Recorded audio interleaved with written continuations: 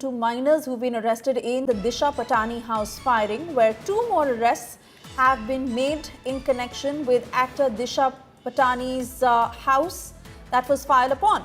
Disha Patani case, where the latest coming in of how 2 minors have been arrested, the shots that were fired on the 11th of September. Let me cut across to my colleague Arvind Ojha joining us with the latest details. Arvind, ये जो 2 लोग हैं जिनकी गिरफ्तारी हुई है, इनके बारे में आप और क्या जानकारी दे सकते हैं? देखिए, ये दोनों माइनर हैं और उत्तर प्रदेश के ही रहने वाले हैं। इन्होंने 11 सितंबर को दिशा पाटनी के घर के बाहर फायरिंग की थी। यहाँ ये भी हम बता दें इंडिया टुडे पर अपने व्यूअर्स को कि 2 दिन फायरिंग हुई थी बैक टू बैक।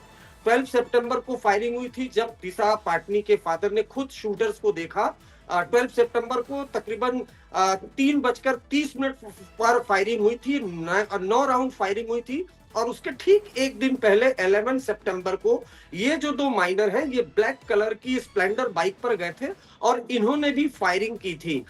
इनको भी दिल्ली पुलिस स्पेशल सेल की टीम और यूपी एसटीएफ की टीम तलाश कर रही थी। इन पर 1-1 लाख रुपए का इनाम भी रख दिया था। हालांकि उस वक्त यूपी पुलिस को मालूम नहीं था कि ये माइनर है, लेकिन इनको दिल्ली पुलिस की स्पेशल सेल ने अप्रीहेंड किया है। ये पता चला है कि ये माइनर है। इनके पास से वेपन रिकवर हुआ है, वही वेपन जो जिससे दिशा पाटनी के घर पर फायरिंग की थी। लेकिन जो शॉकिंग डिटेल्स है, वो शॉकिंग डिटेल्स ये है कि इन दोनों माइनर को सोशल मीडिया के जरिए रोहित गोदारा गैंग ने रिक्रूट किया था। ये दोनों माइनर फेसबुक पर काफी ज्यादा एक्टिव थे और फेसबुक पर ही गैंगस्टर्स ने इनको रिक्रूट किया और उसके बाद फिर दिशा पाटनी के घर के बाहर 11 सितंबर को फायरिंग करने का टास्क दिया था। तो इन दोनों को भी अप्रीहेंड कर लिया गया है। यानी कुल मिलाकर जो 4 लोग दिशा पाटनी के घर के बाहर फायरिंग में शामिल थे, उनमें 2 का इनकाउंटर गाजियाबाद में हुआ। ये 2 जो एब्सकॉन्डिंग थे, इनको दिल्ली पुलिस स्पेशल सेल ने अप्रीहेंड कर लिया है। अरविंद, और जानकारी चाहेंगे आपसे। ये जो लड़कों को गिरफ्तार किया गया है, आप कह रहे हैं कि इन्हें ऑनलाइन रिक्रूट किया था, पर इन्हें उस गैंग की कितनी जानकारी है, किस तरह से वो कनेक्टेड थे?